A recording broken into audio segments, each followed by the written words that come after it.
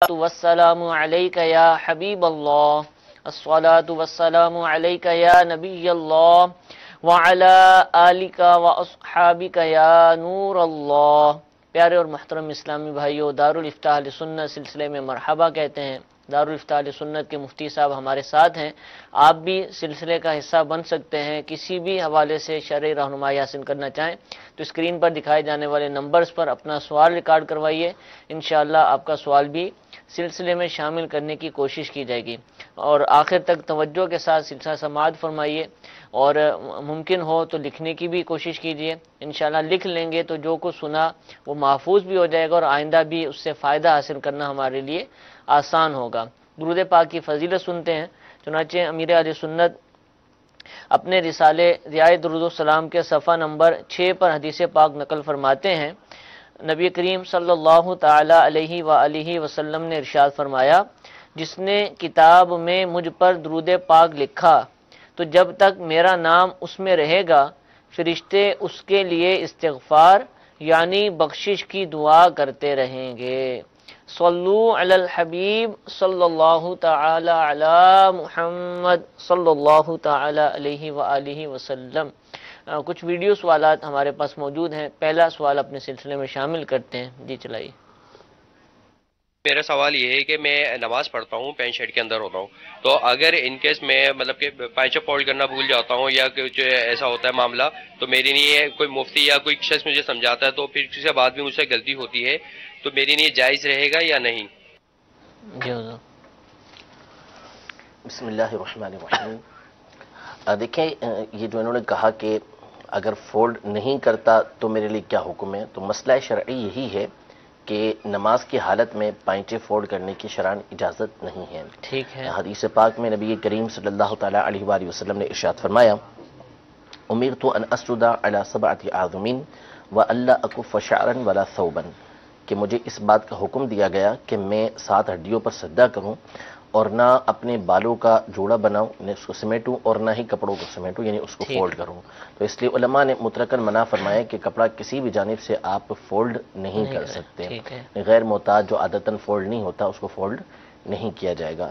تو اب یہ کپڑا، یہ جو پائنچے فولڈ کیے جاتے ہیں، اس کے فولڈ کرنے کی اجازت نہیں ہے۔ لہذا اگر کسی کے کپڑے اتنے لمبے ہیں کہ وہ ٹخنوں سے نیچے جاتے ہیں تو نماز کے علاوہ اپنی دکان پر ہیں، شاپ پر ہیں، کہیں اور مقام پہ موجود ہیں تو اس کو فولڈ کر لیں، لیکن جب نماز میں آئیں گے تو پھر فولڈ کرنے کی اجازت نہیں ہوگی۔ ہمارے یہاں جو معاملہ ہے اس کے بالکل برعکس بن چکا ہے، اتنا زیادہ لوگوں کے اندر یہ مسئلہ غلط عام ہو چکا ہے کہ اگر اس کے برعکس سمجھایا جائے تو لوگوں کو سمجھ نہیں آتا ہے۔ کئی تو نماز پڑھانے والوں کو بھی دیکھا ہے کہ وہ اس طرح کرتے ہیں، امام نہیں ہوتے یا عالم نہیں ہوتے تو شاید بعض دفعہ نماز پڑھانی ہے تو یہ ہاں، تو یہ یعنی ایک اتنی بعض مسائل اتنے غلط عام کر دیے جاتے ہیں کہ جس کی وجہ سے اگر اس کے برعکس سمجھایا جائے تو لوگوں کو سمجھ نہیں آتی کہ یہ ایسا بھی ہو سکتا ہے، وہ اس کو مانتے نہیں، تسلیم نہیں کرتے، سبھی کر رہے ہوتے ہیں، بہت سے کر رہے ہوتے ہیں کئی جگہوں پر۔ جی، تو اس طرح یہ مسئلہ جو ہے کہ پائنچے نماز کی حالت میں ٹخنے نظر آنا، یہ نماز کی حالت کے ساتھ نہیں ہے۔ نماز کی حالت میں جو ہے وہ ٹخنے یعنی پائنچے فولڈ نہیں کرنے، ٹخنے ویسے نظر آنے چاہیے، چاہے نماز ہو چاہے نماز کے علاوہ کا معاملہ ہو، کہ ہمیں حکم یہ دیا گیا کہ اپنے پائنچے ہم نے ٹخنوں سے اوپر رکھنے، کپڑا ہم نے ٹخنوں سے اوپر رکھنا ہے، ٹخنوں سے نیچے نہیں جانا چاہیے۔ یہ عام حالت ہو اس کے اندر بھی حکم یہی ہے، لیکن اب عام حالت میں تو ایسا ہو سکتا ہے کہ بندہ کے پائنچے مثال کے طور پہ بڑے ہو گئے ہیں، ٹخنوں سے نیچے جا رہے ہیں تو وہ فولڈ کر سکتا ہے، لیکن وہاں شرم محسوس کی جاتی ہے کہ فولڈ کر کے میں کیسے چلوں کپڑوں کو اپنے، حالانکہ وہاں فولڈ کیا جا سکتا تھا، لیکن نماز کی حالت میں جہاں فولڈ کرنے کی اجازت نہیں وہاں پر آ کر لوگ فولڈ کرنا شروع کر دیتے ہیں، تو اس کی اجازت نہیں ہے۔ علماء نے اس حدیث پاک کے تحت واضح طور پہ لکھا ہے کہ اگر کسی کے کپڑے اتنے لمبے ہیں کہ چھوڑنے سے زمین تک پہنچ جاتے ہیں تو بھی نماز کی حالت میں ان کو چھوڑے رکھے گا، فولڈ نہیں کرے گا۔ البتہ کپڑے ہونے ہی ایسے چاہیے، چاہے نماز ہو چاہے نماز کے علاوہ ہو، اپنی عادت ہی ایسے بنائیں کہ کپڑے آپ ایسے پہنیں کہ جو آپ کے ٹخنوں سے پائنچے اوپر رہا کریں۔ ٹھیک ہے، جزاک اللہ۔ جی ایک اور سوال چلائیے۔ میرا سوال یہ ہے کہ کوئی انسان حج پہ جاتا ہے تو اس کو یہ کہا جاتا ہے جب وہ حج سے لوٹ کر آتا ہے تو اس کے سارے تمام گناہ معاف کر دیے جاتے ہیں. جو پچھلے گناہ معاف کر دیے جاتے ہیں کیا ان کا حساب بھی لیا جائے گا؟ برائے کرم رہنمائی فرما دیجیے. السلام علیکم. جی، حج کی سعادتوں میں سے ایک سعادت کے گناہ معاف ہوتے ہیں، تو کس طرح معاف ہوتے ہیں یہ بھی ارشاد فرمائیے. اور یہ سوال جو پوچھا ہے نا، دیکھیں مسئلہ یہ ہے کہ گناہ معاف ہونے کا جو مطلب ہے وہ یہ ہے کہ اگر وہ گناہ ایسے تھے کہ جن کی قضا نہیں ہے، یعنی جن کا بدل نہیں ہے، جس کی تلافی نہیں ہے، تو پھر تو اس صورت میں وہ گناہ معاف ہو گئے اور بندہ اللہ تبارک و تعالیٰ کا شکر ادا کرے کہ اس نے تمام کے تمام گناہ میرے معاف کر دیے. مثال کے طور پر اس نے ایسا کوئی کام کیا تھا اللہ تبارک و تعالیٰ کی حقوق میں سے کہ جس کی قضا نہیں ہے، یعنی اس کو ادا اسے نہیں کرنا، تو اب وہ چونکہ اس کی قضا موجود نہیں تو وہ اللہ تبارک و تعالیٰ کی بارگاہ میں فقط شکر ہی ادا کرے گا کہ اللہ تبارک و تعالیٰ نے میدان عرفات میں حاضری کی وجہ سے اس کے ان گناہوں کو معاف کر دیا. لیکن اگر اس کی تلافی موجود ہے، مثال کے طور پہ نمازیں قضا ہوئی ہیں، روزے قضا ہوئے ہیں، تو اب یہ جو قضا ہو چکے جان بوجھ کے ہوئے تو اس صورت میں ان قضا کرنے کا گناہ معاف ہو جائے گا. یہ قضا معاف نہیں ہو جائیں گے، لہذا قضا اس کو ادا کرنا پڑیں گی. اگر ان کو ادا نہیں کرے گا تو گناہگار ہوگا. اسی طرح حقوق العباد ہیں، تو مزدلفہ میں حاضری کی وجہ سے حقوق العباد معاف ہو جاتے ہیں. اس کا مطلب بھی ہوتا ہے کہ اس کا گناہ معاف ہو جاتا ہے، نہ یہ کہ حقوق العباد خود معاف ہو جائے. تو اس کا مطلب یہ ہوتا ہے کہ اس کی جو تلافی ہے وہ آپ کو کرنا پڑے گی. مثلا کسی کے پیسے کھائے ہوئے ہیں، کسی کا قرض دبایا ہوا ہے، کسی کو مارا ہے، کسی پہ ظلم و ستم کیا ہے، تکلیف پہنچائی ہے، تو آپ کو اس سے معافی مانگنا پڑے گی. اور اس کا قرض ہے تو اس کا قرض آپ کو ادا کرنا پڑے گا. مطلب یہ نہیں کہ آپ کے اوپر اس کا حق معاف ہو گیا، حق باقی رہے گا، گناہ معاف ہو جائے گا، گناہ معاف ہو جائے گا. تو اب یہ جو انہوں نے کہا ہے اس میں اگر وہ مسائل ہیں، وہ گناہ ہیں کہ جن کی تلافی ضروری نہیں، تو اس صورت میں تو ٹھیک ہے کہ اس کا حساب نہیں ہوگا. اللہ تبارک و تعالیٰ کی رحمت سے یہی امید ہے. اور اگر ایسا گناہ ہے کہ جس کی تلافی کرنی ہے تو پھر تلافی کرنا اس کے اوپر ضروری ہوگا، اس کے بغیر وہ گناہ اس کے لیے معاف نہیں ہوگا، ورنہ دوبارہ گناہ اس کے لیے شروع ہو چکا ہوگا. اچھا، عموماً ہم جو گناہ معاف ہونے کی صورتیں سنتے ہیں اس میں وضاحت یہ ہوتی ہے کہ صغیرہ گناہ معاف ہوئے. تو یہ جو دو مقامات آپ نے بتائے، یہاں کبیرہ مراد ہیں، یہاں بھی صغیرہ ہی ہیں؟ نہیں، چند مقامات ہیں، ان میں سے یہ مقام ہے حج کا مقام کہ جس میں اللہ تبارک و تعالیٰ کبیرہ گناہوں کو بھی معاف فرما دیتا ہے. یعنی سارے ہی گناہ اس کے معاف ہو جاتے ہیں، صغیرہ گناہ معاف ہو جاتے ہیں. ٹھیک ہے، اس کا حق باقی رہتا ہے. اب ماشاءاللہ حج کے فارم بھرے جا رہے ہیں اور آج غالباً پاکستان میں آخری دن تھا جو مقرر کیا گیا تھا گورنمنٹ کی طرف سے. اب جن حضرات نے حج کے فارم جمع کروائے ہیں اور وہ یہ مسئلہ سنتے ہی ہوں گے، حج کے شوقین جو حج پہ جا رہے ہیں ان کو یہ چیزیں معلوم ہو ہی جاتی ہیں. اب اس امید پر کہ عرفات میں جانا ہے، مزدلفہ میں نے جانا ہی ہے اور وہاں گناہ معاف ہو ہی جائیں گے، اس کے بعد توبہ کر ہی لوں گا، ابھی اپنی ڈگر پر جاری رہیں، تو کیا یہ خیال کرتے ہوئے گناہوں کے اندر مبتلا رہنا یہ درست کہلائے گا؟ کیا کہلائے گا؟ بالکل غلط کہلائے گا، کیونکہ توبہ سے گناہ سے توبہ کرنا فوری واجب ہے. گناہ ہوا ہے، حج پہ جانا ہو یا نہ جانا، کوئی بھی صورت ہو، کسی بھی صورت میں بندے سے گناہ ہوا تو توبہ کرنا فوراً واجب ہے. یہ تاخیر کرنا یہ خود گناہ ہے. اس لیے ایسا نہیں ہو سکتا کہ آپ کہیں کہ میں حج پہ جاؤں گا یا میں فلاں مقام پہ جاؤں گا یا فلاں سے ملاقات کروں گا تو اس وقت توبہ کر لوں گا. یہ طریقہ کار نہیں. ابھی نیت کر لی کہ ٹھیک ہے حج پہ جاؤں گا، گناہ پہ چل رہا ہے وہ اپنے، تو اگر کل ہی اس کو موت آ گئی تو تم حج کا تو موقع ہی نہ ملا. آج ہی موت آ گئی اس کو، تو توبہ تو فوری بندے کے لیے کرنا ہوتی ہے کہ اس کو معلوم نہیں ہے کب اس کی موت واقع ہو جائے گی. اور یہ تو بعض صورتوں میں تو بہت خطرناک ہوتا ہے کہ توبہ کی امید پر گناہ کرنا. اس کو مفتی احمد یار خان نعیمی رحمۃ اللہ تعالی علیہ نے کفر لکھا ہے کہ اس میں گناہ کو ہلکا جاننا ہوتا ہے. تو اس لیے یہ جو طریقہ کار ہے، بلکہ بہت سو کا اس کے بالکل برعکس طریقہ کار ہوتا ہے. حج و عمرے پر جا رہے ہوتے ہیں، لوگوں کے حقوق انہوں نے دبائے ہوئے ہوتے ہیں، جس کی وجہ سے وہ دوسروں کو بدگمانی کا، غیبتیں کرنے کا جہاں موقع دیتے ہیں، ساتھ ہی ساتھ وہ تان کرنے کا موقع بھی دیتے ہیں ایسے لوگوں کو کہ جو ایسے معاملات کے اوپر تان و تشنیع کرتے ہیں کہ دیکھیں لوگوں کے حقوق دبائے ہوئے ہیں، لوگوں کے پیسے دے نہیں رہے اور عمرے پر عمرے کیے جا رہے ہیں. یہ کون سا طریقہ کار ہے؟ تو یہ واقعی اس طرح کا اگر کرتے ہیں تو اس بنیاد پر ایسے لوگوں کو بولنے کا موقع ملتا ہے. اور ویسے بھی حکم شرع یہی ہے کہ آپ نے پہلے حقوق ادا کرنے ہیں، پھر اس کے بعد آپ جو کام ہے، اس کو نفلی جو کام ہے وہ کریں. تو اگر کسی کے اوپر قرض ہے تو وہ قرض ادا کرے، کسی کے اوپر ظلم کیا ہے تو اس کے اوپر جو توبہ کرے، معافی مانگے، نماز قضا ہیں تو نمازیں ادا کرے، تاکہ اللہ تبارک و تعالیٰ کے حرم میں جب پہنچے تو یہ قرضے وہ ادا کر چکا ہو۔ یہ یقینی معافی ہوتی ہے جو گناہوں کی معافی ہے؟ بالکل یقینی، یعنی اعلیٰ حضرت امام اہل سنت رضی اللہ تعالیٰ عنہ کے والد گرامی امام المتکلمین حضرت علامہ مولانا نقی علی خان رحمۃ اللہ تعالیٰ علیہ نے اپنی کتاب جواہر البیان کے اندر تو یہ ارشاد فرمایا کہ جو عرفات کے میدان میں کھڑا ہو کے یہ سمجھے کہ اب بھی مجھ پر گناہ باقی ہیں تو اس سے بڑھ کر ہی گناہ گار کوئی نہیں، یعنی پکا یقین اللہ کی رحمت کے اوپر، حضور علیہ الصلوۃ والسلام کے وعدے کے اوپر پکا یقین رکھے کہ میرے گناہ معاف ہو چکے ہیں۔ لیکن وہی صورت جو ہم نے عرض کی کہ گناہ معاف ہوئے، اس کا حق باقی ہے، حقوق ادا کرنا یہ ضروری ہے۔ ٹھیک ہے، اللہ تعالیٰ ہم سب کو بار بار حج بیت اللہ کی سعادت نصیب فرمائے، اس سال ہی حج کی سعادت عطا فرما دے، مدینہ پاک کے بعد اب حاضریاں نصیب فرمائے، اور جو حج پر جا رہے ہیں اللہ تعالیٰ ان کو بھی اور دیگر مسلمانوں کو بھی گناہوں سے بچنے کی توفیق عطا فرمائے۔ میسیجز بھی ہمارے پاس آنا شروع ہو چکے ہیں۔ ایک سوال پردے کے حوالے سے پوچھا گیا، السلام علیکم، مجھے پردے کے بارے میں بتا دیجئے، عورتوں کا کس حد تک پردہ کرنا چاہیے؟ کچھ لوگ بالکل ہی پابندی لگا دیتے ہیں، اور کیا چہرے اور ہاتھوں کو کھلا رکھنا جائز ہے؟ تفصیل سے ارشاد فرما دیجیے۔ دیکھیں تفصیل تو اس کی امیر اہل سنت کی جو کتاب ہے پردے کے بارے میں سوال جواب، اس کا آپ مطالعہ کر لیں۔ باقی رہا بالکل پابندی لگا دیتے ہیں، تو دیکھیں پابندی کوئی اپنی طرف سے نہیں لگاتا، اللہ تبارک و تعالیٰ جو ہمارا خالق و مالک ہے، جس نے ہمیں بنایا ہے، اور جو ظاہر ہے کہ اسی کے ہاتھ میں سب کچھ ہے، اس نے پیدا کیا ہے، وہ ماں سے بڑھ کر ہم پر رحم فرمانے والا ہے، ہم پر مہربانی فرمانے والا ہے۔ تو جب اس نے اگر اس بات کا حکم دیا ہے، پردے کا حکم اگر اس کی شریعت کے اندر موجود ہے، تو اس کا مطلب ہے کہ اس کے اندر کوئی زیادتی نہیں ہے، کوئی ظلم نہیں ہے، اس میں ہمارے لیے ہی فائدہ ہے۔ یعنی یہ وہ بات ہے کہ عقل سلیم رکھنے والا، صحیح فطرت رکھنے والا، جس کی عقل سلامت ہو، وہ کبھی بھی اس چیز کا انکار نہیں کرے گا۔ ہاں، جس کے دل کے اندر خود گندگی بھری ہوئی ہو، جو عورتوں کے اوپر حوث والی نظر رکھتا ہو، جس کا مقصد ہی عورتوں کو کھلونا بنانا ہو، وہ افراد ہوتے ہیں کہ جو اس چیز کے اوپر طعن و تشنیع کرتے ہیں۔ ورنہ اب وہ ممالک کہ جنہوں نے اس چیز کو عام کیا، بے راہ روی کو عام کیا، رپورٹس اخباری رپورٹس ہیں، ان کے تجزیے موجود ہیں کہ اب یہ لوگ پریشان ہو چکے ہیں، اتنے پریشان ہوئے ہیں کہ باقاعدہ ان کی پارلیمنٹس کے اندر یہ قراردادیں پیش کی گئی ہیں کہ اس کے اوپر پابندی لگائی جائے، عورت کو کھلونا بنا دیا گیا، حویث کا ذریعہ بنا دیا گیا۔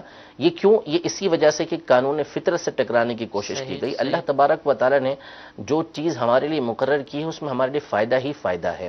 تو پہلی بات تو یہ کہ ظاہر ہے کہ کوئی اپنی مرضی سے کسی کے اوپر پابندی نہیں لگاتا، پابندی لگانے کی جو اختیار ہے وہ اللہ اور اس کے رسول کے پاس ہے، ہمارے پاس نہیں ہے کہ ہم کسی کے اوپر پابندی لگائیں۔ تو شریعت مطہرہ نے اگر عورت کے لیے پردہ مقرر کیا ہے تو اس میں مردوں کا فائدہ ہے، عورتوں کا فائدہ ہے، دونوں کا فائدہ اس کے اندر موجود ہے۔ اس کی عزت و آبرو اسی کے اندر ہے، وہ محفوظ اسی کے اندر ہے۔ تو جہاں جہاں شریعت مطہرہ نے ہمیں اجازت دی کہ ہم یہ کام کر سکتے ہیں، تو وہاں ہمیں وہ کام کرنے چاہیے۔ باقی اس کے علاوہ جو ہے شریعت مطہرہ نے جو چیز ہمارے پر مقرر کی ہے اس کو ہمیں فالو کرنا چاہیے، اسی میں ہمارے لیے بہتری ہے، اسی میں ہمارے لیے عافیت ہے۔ تو چہرے کے پردے کے حوالے سے علماء نے یہی ارشاد فرمایا کہ ہمارا زمانہ فتنے کا زمانہ ہے، اور ہر شخص جانتا ہے کہ آج کل اکثریت وہ ہے کہ جو اس چیز کو حوث بھری نظروں سے دیکھتی ہے، ٹھیک ہے نا۔ سب جانتے ہیں کہ کیسی نظریں لوگوں کی اٹھ رہی ہوتی ہیں، کس طرح منچلے اور کس طرح کے اس طرح حوث پرست جو لوگ ہوتے ہیں وہ راستے میں کھڑے ہو کر کیا کچھ نہیں کر رہے ہوتے، کیا کیا ان کی نظریں نہیں دیکھ رہی ہوتی۔ تو اس لیے علماء نے واضح طور پہ فرمایا کہ چہرے کا پردہ اس دور میں ضروری ہے، ٹھیک ہے، کیونکہ اسی میں عافیت ہے، اسی میں فتنے سے بچنا ہے۔ تو پردہ کریں گے تو اپنا فائدہ ہے، نہیں کریں گے تو معاشرے کا بھی نقصان ہے، اپنا بھی نقصان ہے، اللہ تبارک و تعالیٰ کو ناراض کرنے والا کام ہے۔ ٹھیک ہے، اس مسئلے کو سمجھنا ہو اور اپنا ذہن بنانا ہو، حکم شریعت پر عمل کا جذبہ حاصل کرنا ہو، اس کی حکمتیں جاننی ہو، تو امیر اہل سنت کی بہت ہی پیاری کتاب، جیسا کہ مفتی صاحب نے بھی اس کا نام لیا، پردے کے بارے میں سوال جواب، الحمدللہ بہت ہی عمدہ کتاب ہے۔ یہ کتاب نہ صرف اسلامی بہنوں کو پڑھنی چاہیے بلکہ اسلامی بھائیوں کو بھی پڑھنی چاہیے، اور اس کو پڑھنے کے بعد اندازہ ہوگا کہ شریعت مطہرہ کے اس کے حوالے سے کیا کیا احکام ہیں اور کہاں کہاں پردے کی ضرورت پڑتی ہے، پردے کے کیا فوائد، کیا حکمتیں ہیں۔ انشاءاللہ اس کتاب کی برکتیں ہمیں حاصل ہوں گی۔ یہ مختلف زبانوں کے اندر اس کا ٹرانسلیشن ہے، ترجمہ کیا گیا ہے. آپ اس کو دعوت اسلامی کی ویب سائٹ سے بھی حاصل کر سکتے ہیں، اور دارالفتاح اہل سنت کی جو اپلیکیشن ہے اس کے بک اسٹور سے بھی اس کو لے سکتے ہیں. اور الحمدللہ مکتبۃ المدینہ دنیا بھر کے اندر مختلف جگہوں پر موجود ہیں، وہاں سے یہ پبلش شدہ جو چھپی ہوئی کتاب ہے آپ اس کو بھی وہاں سے ہدیتاً حاصل کر سکتے ہیں. اور بعض سروسز ایسی بھی ہیں مکتبۃ المدینہ کی کہ آپ گھروں کے اندر بھی اس کو منگوا سکتے ہیں. تو اس کے لیے دعوت اسلام کی ویب سائٹ پر آپ رابطہ کریں گے تو انشاءاللہ یہ معلومات بھی حاصل ہو جائیں گی. اس کتاب کو ضرور پڑھیے، اور اسلامی بھائی بھی پڑھیں، اسلامی بہنیں بھی پڑھیں، اور جو بچے سمجھدار ہو رہے ہیں ان کو بھی اس کتاب کو پڑھایا جائے، اور وقتاً پڑھتے رہا کریں، نہ یہ کہ صرف ایک دفعہ پڑھ لی اور اس کے بعد چھوڑ دیا، کیونکہ یہ مسئلہ ہی ایسا ہے کہ اس کو یاد رکھنا، اس پر عمل کرنا انتہائی ضروری ہے.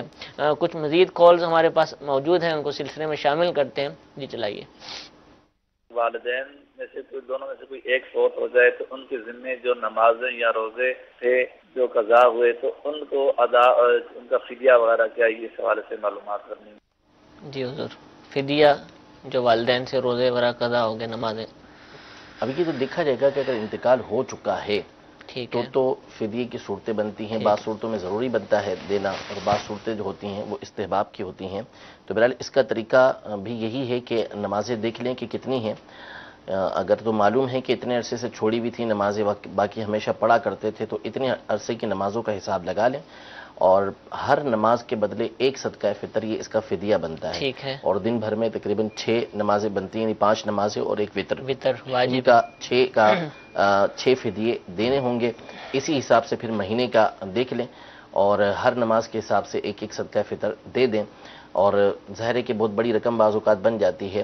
اسی طرح روزوں کا بھی یہی مسئلہ ہے کہ اس پر بھی غور کر لیں کہ کتنے روزے ان کے چھوٹے ہوں گے، اندازہ لگا لیں. تو پر روزہ پھر ایک صدقہ فطر یہ اس کا فدیہ بنے گا، اس کا بھی حساب لگا لیں. اور اگر عمریں معلوم نہیں ہے کہ کب سے انہوں نے چھوڑنا شروع کیا تو پھر اس میں بہتر طریقہ کار یہ ہوتا ہے کہ عورت کی جو عمر ہے وہ 9 سال کے حساب سے لگائے اس کے بلوغت کا، اور یعنی 9 سال کے بعد سے اسلامی اعتبار سے باقی جتنے بھی سال ہیں وہ اس کے اندر شامل کر لیں، 9 سال ہٹا کے، کہ کتنی نمازیں اس کی روزانہ کے حساب سے بنیں گی. اور مرد کے لیے 12 سال کے حساب سے لگا لے کہ 12 سال ہٹا دے، باقی ساری عمر جو ہے وہ اس میں شامل کر لے اور نمازوں کا حساب لگا لے. بہت بڑی بعض اوقات رقم بن جاتی ہے، تو اس کا سمپل اور آسان طریقہ علماء نے یہ بیان کیا کہ شرعی فقیر کو جب ایک دفعہ مالک کر دیا کسی رقم کا، تو اس سے جتنی رقم کا مالک کیا ہے اتنا فدیہ اس سے ادا ہو جائے گا. 1 لاکھ روپیہ مثال کے طور پہ دیا تو 1 لاکھ روپے میں جتنی نمازیں بنتی تھی، مثلاً 1000 بنتی تھی، تو 1000 نمازوں کا فدیہ ادا ہو گیا. اب وہ شرعی فقیر اپنی مرضی سے وہ رقم اس کو واپس کر دے، پھر یہ دوبارہ اس کو دے دے، تو یوں نمازیں ساقط ہوتی چلی جائیں گی. اللہ تبارک و تعالیٰ کی رحمت سے امید ہے کہ اللہ تبارک و تعالیٰ اس کا گناہ میت کے سر سے ہٹا دے گا. اچھا حضور، اب یہ مسئلہ پوچھا جا رہا ہے، یہ ایکسٹریم یعنی آخری حد ہے کہ نمازیں نہیں پڑھی تو فدیہ دیں.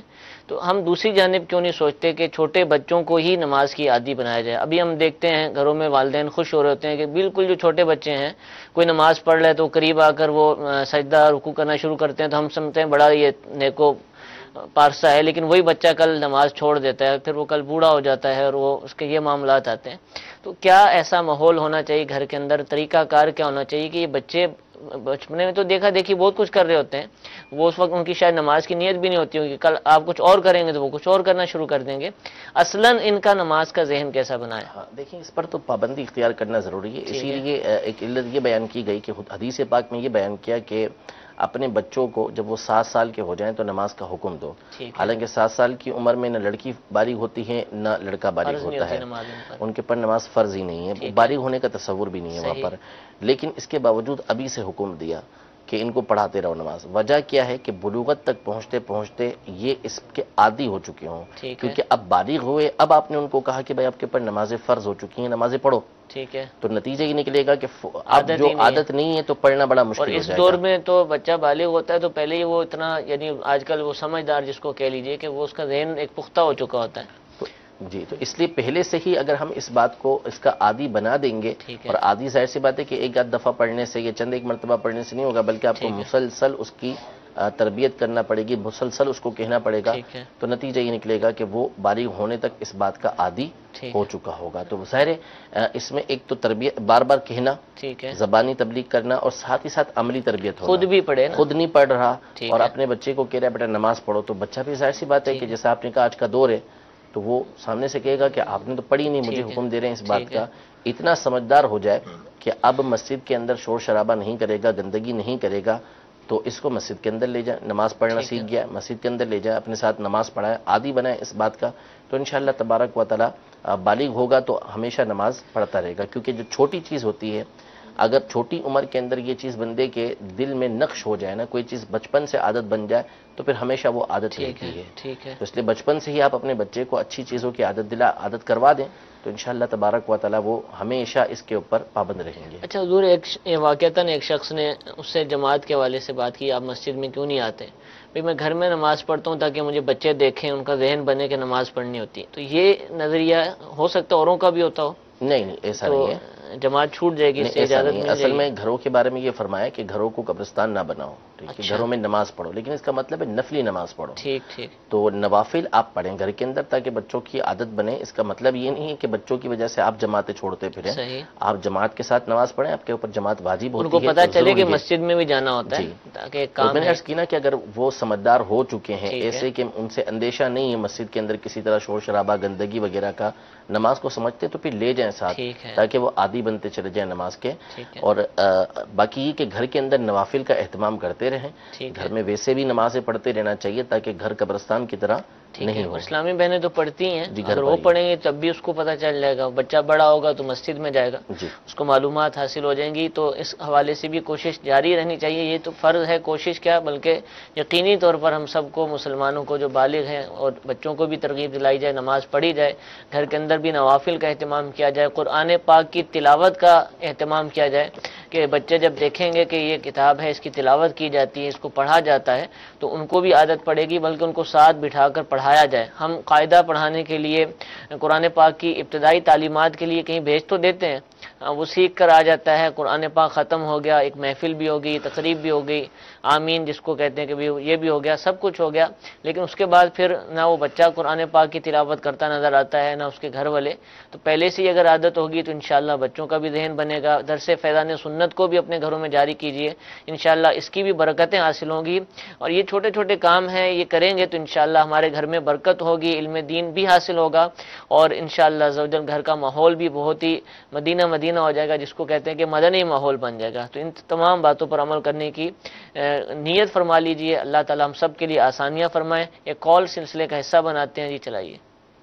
میرا نام نور حسن قادری ہے۔ عرض یہ کرتا ہوں کہ اگر کوئی آدمی کسی ایسے پیر کا مرید ہو جو شریعت کا پابند نہ ہو، اور وہ اپنا مرشد بدل سکتا ہے یا نہیں بدل سکتا؟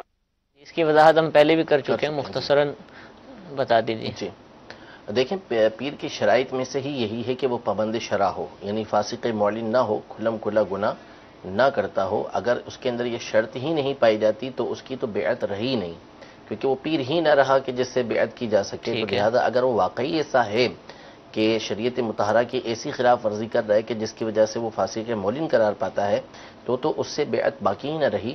لہذا دوسرے کسی پیر کامل سے بیعت ہو سکتے ہیں، ٹھیک ہے، بلکہ اس کی بیعت باقی نہیں رہی، اور اب بیعت ہونا ہے تو اب کسی اور سے ہی ہونا بیعت ہوگا۔ کیجیے، ٹھیک ہے جی۔ ایک اور کال چلائیے۔ سوال یہ ہے کہ صدقہ کیا ہے؟ ہمارے معاشرے میں صدقہ یہ سمجھا جاتا ہے کہ جی بکرے کی سیری دے دو، کالا بکرا دے دو، دال راستے میں پھینک دو، انڈا دے دو، جس کو دینا ہے اس سے پوچھ لینا کہ تم صدقہ لیتے ہو۔ تو صدقے کی تعریف بتا دیں۔ صدقہ، اور صدقے میں بعض صورتیں ایسی بھی سنی ہے کہ بھئی یہ روٹی پکا کر پھینک دو، پیچھے نہیں دیکھنا، انڈا پیچھے پھینک دو، یعنی یوں بھی صدقہ سمجھا جاتا ہے، وہ رزق کھانے پینے کی چیز پھینک دو، تو اس کو بھی ایک طرح کا صدقہ، یا جانوروں کو پھینک دیا جاتا ہے، تو یہ ساری چیزیں ارشاد فرمائیں۔ دیکھیں، جانوروں کو پھینکنا الگ چیز ہے، ٹھیک ہے، باقی رہا صدقہ۔ صدقہ کا دیکھیں ایک وسیع مفہوم ہے جو احادیث طیبہ کے اندر موجود ہے، تو اس میں تو فرمایا ہر نیکی صدقہ ہے، بے شک، ٹھیک ہے۔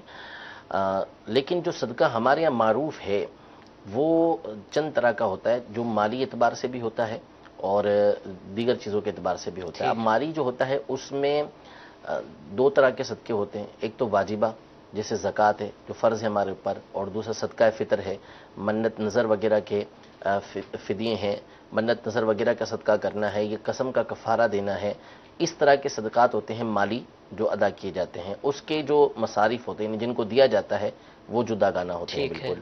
اور باقی ہوتا ہے نفلی صدقہ، صحیح. اس میں یہ روٹی بھی دے دینا، اس میں یہ دال بھی کسی کو دے دینا، کسی کو جو ہے وہ رقم دے دینا، کسی کی مدد کر دینا، کپڑے دے دینا، یہ تمام کی تمام چیزیں صدقے کے اندر آتی ہیں. نفلی صدقہ ہوتا ہے، اس میں آپ کسی کو بھی وہ چیز دے سکتے ہیں، اس کو دیں کہ جس کے لیے جو ضرورت مند ہے. اور اسی طرح مساجد کے اندر رقم دینا یا مدارس کے اندر رقم دینا، یہ تمام کی تمام چیزیں بھی صدقہ ہی جیسے ہم چندہ دیتے ہیں مسجد میں، یہ بھی صدقہ ہے. ٹھیک ہے، ٹھیک ہے. باقی رہا اس کے علاوہ مفہوم تو وہ بہت وسیع مفہوم ہے. حدیث پاک کے اندر یہ تک ارشاد فرمایا کہ راستے کے اندر اگر کوئی اذیت والی چیز ہے اس کو دور کر دینا یہ بھی صدقہ ہے. مسلمان جا رہا ہے، اس کو آپ نے سواری کے اوپر بٹھا لیا اپنے ساتھ، اس کو بھی صدقہ قرار دیا گیا ہے. یعنی ہر نیکی کو صدقہ قرار دیا گیا کہ یہ بھلائی جو ہے وہ صدقے والی چیز ہے. حتیٰ کہ کسی کو نیکی کی دعوت دینا، کسی کو برائی سے روکنا، اگر برائی سے نہیں روک سکتے تو کم از کم اپنی برائی سے دوسروں کو روک لینا، یہ بھی صدقہ ہے. تو اس لیے یہ جو صدقات ہیں، ایک تو مالی صدقات ہوتے ہیں وہ الگ ہیں، اور یہ والے صدقات ہیں یہ الگ ہوتے ہیں. اسی طرح انہوں نے چند چیزوں کے بارے میں کہا کہ دال ڈال دینا، انڈا دے دینا، روٹی دے دینا، تو یہ چیزیں بھی ظاہر سی بات ہے کہ کوئی مسئلہ نہیں ہے جب تک کہ ایسا کام ان کے ساتھ نہ کیا جائے کہ ان کے ضیاء کی صورت بنے. فقیر کو دے دینا، پھینکنے والی صورت، جانور واقعی موجود ہے، بلی کو دودھ پلا دیا، قبرستان میں ڈال آئے تو ویرانے میں ڈال آئے تو یہ بھی کیا کہلائے گا؟ بہت ساری صورتیں ہوتی ہیں اس میں، دیکھیں کیونکہ بعض اوقات اتارے ہوتے ہیں، عملیات کے اتارے ہوتے ہیں. واقعی کسی صحیح العقیدہ معتمد عامل نے اس طرح کے بعض اتارے بتائے ہوتے ہیں تو اس میں وہ چیزیں دینا پڑتی ہیں. تو واقعی ایسا ہو تو، لیکن ہر جگہ ایسا نہیں، ہر جگہ نارملی جیسے صدقہ دینا ہے تو وہ کسی کو دیا جائے، جو مستحق ہے نا اس کو دیا جائے. اور جو یہ چیزیں روٹی وغیرہ ہیں، اس میں اگر آپ پرندوں کو کھلاتے ہیں، جانوروں کو کھلاتے ہیں تو اس میں بھی انشاءاللہ آپ کو صدقے کا ثواب ملے گا انشاءاللہ. باقی رہا یہ جو راستے سے ہٹا دینے کو میں نے صدقہ کا، حدیث پاک تو مجھے یاد نہیں ہے لیکن اس حدیث پاک کے تحت وہ بھی آئے گا. ٹھیک ہے، جزاک اللہ. صدقے کے مختلف عنوانات مفتی صاحب نے فرمایا کہ یہ ساری چیزیں صدقہ ہیں، لیکن مالی صدقہ عموماً دیا جاتا ہے، اور اس کو دینے کے اندر الحمدللہ دعوت اسلامی یعنی ایک ذہن بنانے کے لیے، ہماری مدد کرنے کے لیے گھریلو صدقہ باکس، یعنی ایک باکس ہے لوہے کا، وہ آپ کو مکتبات المدینہ سے مل جائے گا. وہ اپنے گھروں کے اندر رکھیے اور اس میں وقتاً فوقتاً صدقہ ڈالتے رہیے، اور وہ دعوت اسلامی بھی الحمدللہ صدقات وصول کرتی ہے، اور دین کے جو شعبہ جات ہیں جن کے اندر دعوت اسلامی کام کرتی ہے ان میں خرچ کرتی ہے. تو آپ اس کا بھی اہتمام کیجیے، گھریلو صدقہ باکس مکتبات المدینہ سے حاصل کیجیے اور اس کا استعمال کیجیے. جی ایک اور ویڈیو سوال چلائیے. کیا نماز میں قرآن شریف دیکھ کے پڑھنے میں کوئی حرج تو نہیں ہے؟ تراویح میں ایسا دیکھا گیا بعض جگہوں پر. بالکل حرج ہے. اچھا، قرآن پاک کو دیکھ کر نہیں پڑھ سکتے. ہاں سامنے لکھا ہوا ہے، کسی کی نظر ویسے ہی پڑ گئی ایک الگ بات ہے. باقی قرآن سامنے سے رکھا ہوا ہے، قرآن کو دیکھ کے اس کو پڑھ رہا ہے تو اس سے تو نماز ہی فاسد ہو جائے گی. اچھا، کیونکہ یہ تلقن من الخارج کہلاتا ہے، یعنی خارج سے کسی چیز کو لینا. تو اس سے اگر تعلیم حاصل کر کے اس کو پڑھ رہا ہے، یعنی اس کو قرآن پاک یاد نہیں ہے، باقاعدہ اس کو دیکھ کے پڑھتا جا رہا ہے، تو یہ تو نماز ہی گئی اس کی. تو اس طرح پڑھنے کی قرآن پاک نماز میں اجازت نہیں ہے. ٹھیک ہے، تراویح میں بھی اجازت نہیں، کسی میں بھی اجازت نہیں ہے، سوائے یہ کہ بندہ پڑھ رہا ہے اور اچانک سامنے جو ہے وہ قرآن کا ورقہ آ گیا یا سامنے کچھ لکھا ہوا تھا، مقصد اس کا اس سے حصول نہیں ہے تو یہ ہو گیا. اگر کوئی باقاعدہ تراویح میں اس طرح رکھ کے، ویسے تو پڑھتے نہیں ہوں گے، مشکل ہے لوگ پڑھنے ہی نہ دیں، لیکن اگر کوئی رکھ کے اس طرح پڑھ رہا ہے تو ظاہر ہے کہ اس کی نماز تو گئی، اور اس کی گئی تو پیچھے سب کی گئی. ٹھیک ہے. جی ایک اور سوال چلائیے. محمد عمران اطاری عرض کر رہا ہوں، ماشاءاللہ سلسلہ دارالفتاء اہل سنت مرحبا بڑا ہی پیارا سلسلہ ہے، اس کے ذریعے سے بڑی ہی پیاری رہنمائی ملتی ہے. میرا مفتی صاحب کی بارگاہ میں یہ سوال ہے کہ ایک نے اپنی پوسٹ میں یہ لکھا ہے کہ میری زندگی میں کوئی غم نہ ہوتا اگر تقدیر لکھنے کا حکم میری ماں کو حق دیا ہوتا. اس کا خلاصہ فرما دیں، اس پر کیا فتویٰ ہوگا؟ یعنی تقدیر لکھنے کا اختیار میری ماں کو دیا ہوتا تو کوئی غم نہ ہوتا، یعنی وہ میرے لیے شفیق تھی تو یہ کرتی. بہرحال اس کے اوپر کوئی حکم شرع تو ہم یوں ہی بیان کر سکتے کہ یہاں پر کوئی وہ ظلم و ستم والی بات نہیں کر رہا، فقط وہ اپنی ماں کی مہربانی کو بیان کرنا چاہ رہا ہے. جیسے مثال کے طور پر بنی اسرائیل کے دو بھائیوں کا یہ واقعہ کتابوں کے اندر مذکور ہے کہ ایک بھائی گناہ کے اندر مبتلا تھا، دوسرا بھائی نیکی کیا کرتا تھا. تو جب گناہوں کے اندر مبتلا بھائی کا انتقال کا وقت آیا، نیکی کرنے والا بھائی اس کو سمجھاتا رہتا تھا لیکن وہ سمجھتا نہیں تھا، انتقال کا وقت آیا تو وہ بھائی اس کے پاس آ کے کہنے لگا کہ میں تمہیں سمجھاتا نہیں تھا، اب بتاؤ تمہیں کیسے، تمہارا کیا معاملہ بنے گا؟ تو اس بھائی نے کہا کہ اگر یہ بتاؤ میرا معاملہ میری ماں کے سپرد کر دیا جائے تو کیا وہ مجھے عذاب دے گی، مجھے جہنم کے اندر ڈالے گی؟ تو اس نے کہا کہ نہیں. تو فرمایا کہ اللہ تبارک و تعالیٰ اس ماں سے بھی زیادہ مجھ پر رحم فرمانے والا ہے.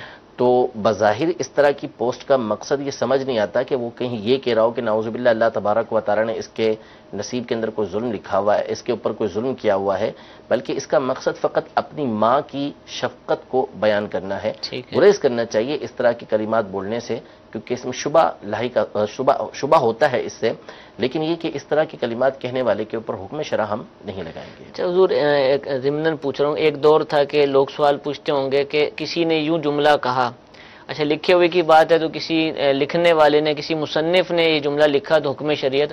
اب تو سوشل میڈیا ہر ایک ہی لکھ رہا ہے، جیسے پوسٹ کا لفظ بولا تو ہر کوئی واٹس ایپ کر رہا ہے یا دیگر سوشل میڈیا کے ذرائع استعمال کرتے ہوئے لکھ کر دینی باتیں یا اس طرح کی باتیں پھیلانے کی کوشش کرتا ہے. یعنی ہر طرح کا یوں سمجھے مصنفین بنے ہوئے ہیں، بھلے دو لائنوں کے ہیں. تو کیا ان کو مدنی پھول کیا دیں گے کہ ان کو کیا احتیاطیں کرنی چاہیے؟ پہلے بھی بہت دفعہ ہم نے گفتگو کی لیکن ناظرین بھی بدلتے رہتے ہیں، ذہن بھی نہیں بن پاتا. دیکھیں مسئلہ یہ ہے کہ یعنی ایک جدید مسئلہ یوں کہہ لیجئے کہ جدید مسائل. ہاں، مسئلہ یہ ہے کہ اصل میں لکھنے والوں میں سب سے پہلے تو ظاہر سی بات ہے کہ بات تو یہی آئے گی کہ وہ جو لکھ رہا ہے وہ شریعت کے مطابق ہے یا نہیں ہے. ٹھیک ہے، کیا اس کو اتنا علم ہے کہ جو بات وہ لکھ رہا ہے وہ شریعت مطہرہ کے کسی اصول سے نہیں ٹکراتی، وہ خود ایسا مستند عالم دین ہے جس نے پڑھا ہوا ہے، یا کسی عالم دین سے اپنی اس تحریر کو اس نے چیک کروایا ہوا ہے کہ جس کو وہ آگے بھیج رہا ہے. ظاہر ہے کہ اس نے ایک بات آگے بھیجنی ہے، تو اگر اس کی بات کیونکہ بات وہ ایسی ہی لکھے گا کہ جس کی طرف لوگ متوجہ ہوں، کوشش اس کی یہ ہوگی تو بہت آگے پھیل سکتی ہے. اب اگر اس کے اندر کوئی غلطی ہوئی تو نتیجہ کیا نکلے گا کہ لوگوں کے پاس، اتنے لوگوں کے پاس اس کی غلطی روک نہیں سکتے، ایک دفعہ نکل گئی تو گئی. ہاں، تو اس میں بہت زیادہ احتیاط کی حاجت ہوتی ہے. ہمارے اسلاف ایسے کاموں سے بہت زیادہ بچا کرتے تھے. آپ دیکھیں کہ ہمارے بڑے بڑے علماء، نامور علماء گزرے ہیں لیکن ان کی کتابیں آپ کو بہت کم ملیں گی. احتیاط بہت برتا کرتے تھے، لکھنے میں بھی احتیاط کرتے تھے. اور دوسری بات یہ کہ اصل میں لکھنے والے اس پر غور کریں کہ نیت کیا ہے. صحیح.